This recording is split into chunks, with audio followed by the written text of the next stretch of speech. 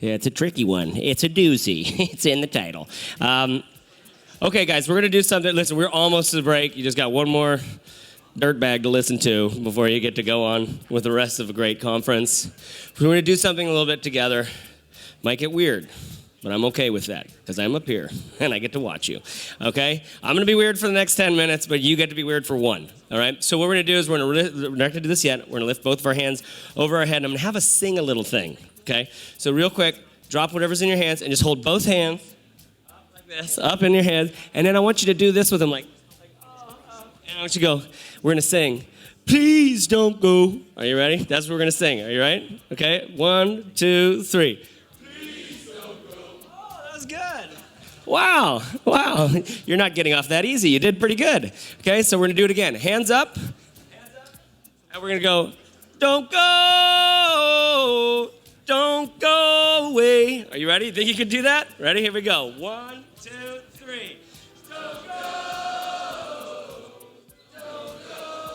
Oh, wow. You guys are great. Give yourselves a round of applause. My goodness. That's terrific. 3 o'clock, you really got to do something. You got to come out and get some energy going. My name's Chase Reeves. The name of the talk is supposed to be the top 1 ways to never not be successful, and the first one's a real doozy.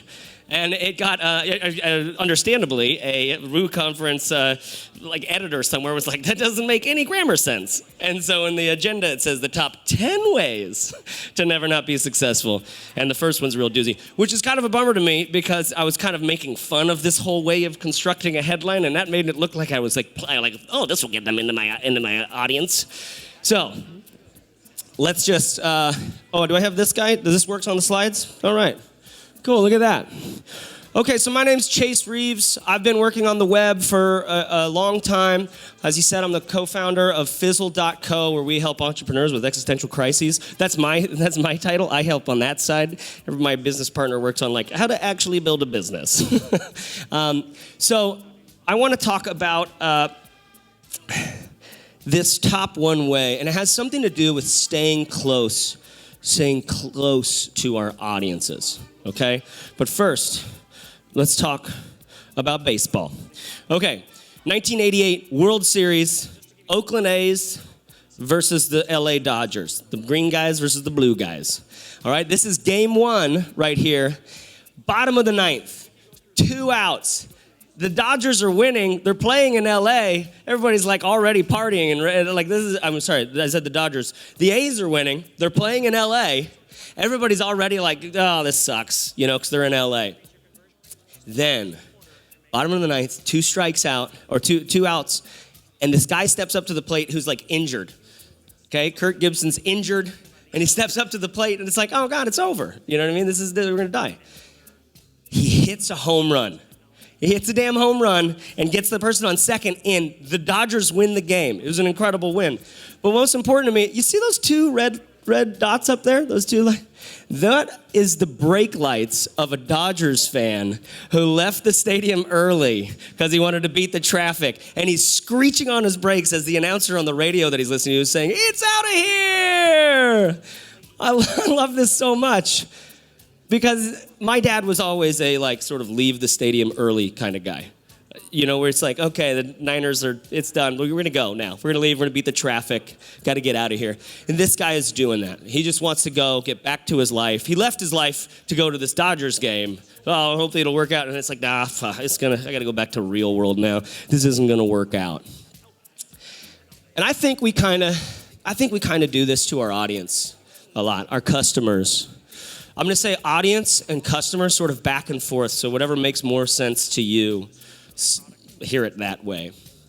I think we leave our audience too early. We don't stay close to them, okay? That is a silent room. I like the sound of that. Thanks, guys. Keep on bringing it in. We leave our audience too early, and it cuts us off from a lot of very, very big secrets that we have at our disposal that we don't end up using. Okay, so for example, when you stay close to your audience, you're going to have insights. You're going to get insights. Why? Because you see this this computer right here, this wetware, I've got a couple million years of evolution on how to relate to the pack going on right in here, all right? Emotional intelligence, whatever you want to call it, intuition, okay? I can read people we can read each other when we're near each other like this, okay? But what do? We just look at fucking Google Analytics. We're just like, oh yeah, I know my audience. There's a chart right there. That's one audience. We're completely cut off from this stuff in us that actually makes really intuitive, good decisions about things. When we're close to our audience, we get that back. We can sense them. We have one-to-one relations, or we have sort of like a sense of like, you know what? Gary Vee's telling me to go do this shit, but I think what they really need is more something like this. Do you understand? When we're close to our audience, we get insights because our intuition gets turned on. Okay? Also, when we're close to our audience, we don't compare ourselves to other entrepreneurs that much.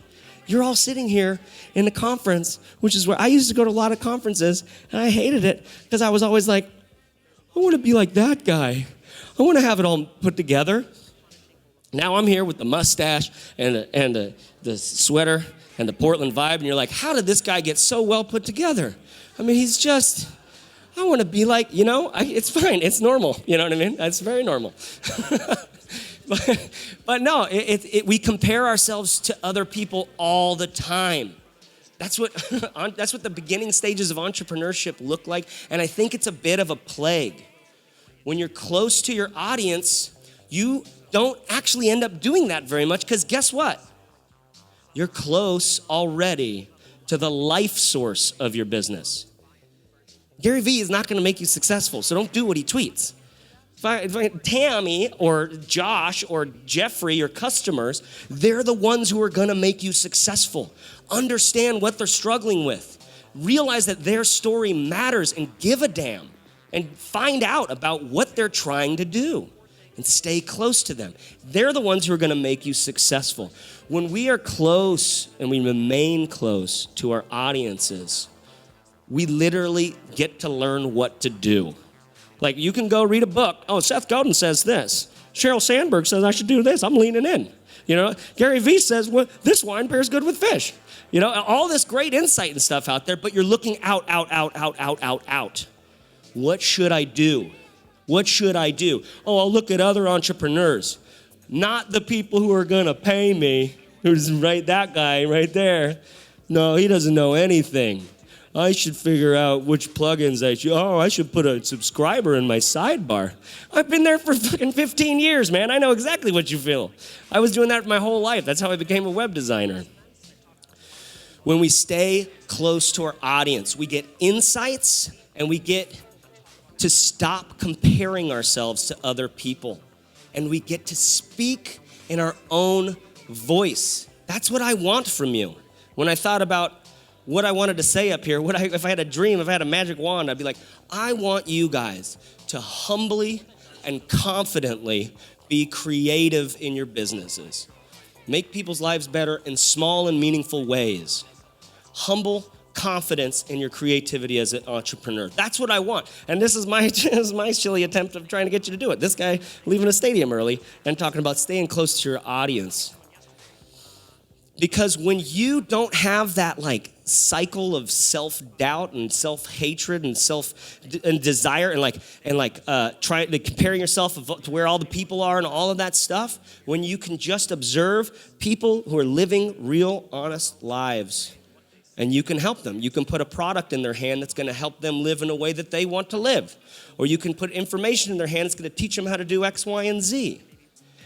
That connects you to the heart of your business in a very different way. Now, some of you are already saying, I don't know, it sounds kind of, I don't know what that is. I think we're okay. Should we evacuate the building? I don't know. Let's go ahead and stay in here. I think it's safer.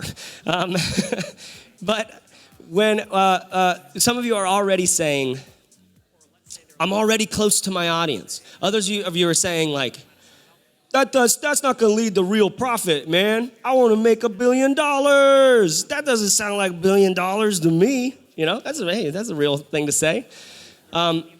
Is this going to lead to real profit? I've seen a lot of businesses fail, and never have I heard this.